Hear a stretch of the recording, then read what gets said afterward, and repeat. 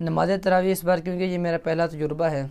ابو نے بولا نماز تراویح گھر میں سنا ہوتا کہ قرآن پکا ہو جائے اور جھجک اتر جائے، اگلے بار انشاءاللہ کسی مسجد میں سنانے کا ارادہ ہے۔ اس بچے کا جب قرآن کریم مکمل ہوتا ہے تو اس کی گھر میں پریکٹس جو ہے وہ کی جاتی ہے، گھر کے افراد مستورات وہ جو ہے وہ اس کے پیچھے تراویح پڑھتے ہیں، حفاظ کریم جو ہے اس کے پیچھے کھڑے ہوتے ہیں جو اس کے تلاوت کو سنتے ہیں، اس کی غلطات کو نوٹ کرتے ہیں۔ اس طرح جب اس کے 1-2 سال جو ہے وہ قرآن کریم پختہ ہو جاتا ہے تو پھر انشاءاللہ وہ مسجد میں سناتا ہے۔ جس نسخے سے وہ اپنے استاد مکرم کے سامنے وہ پڑھتا رہا، جس سے اس نے حفظ کیا، تو اس نسخے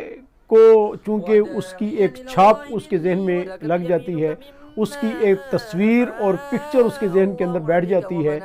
اور وہ گویا کہ قرآن کریم پڑھتے ہوئے بھی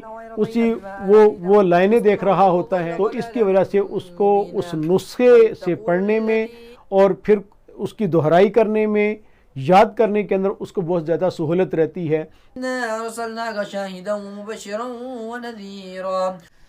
بسم اللہ الرحمن الرحیم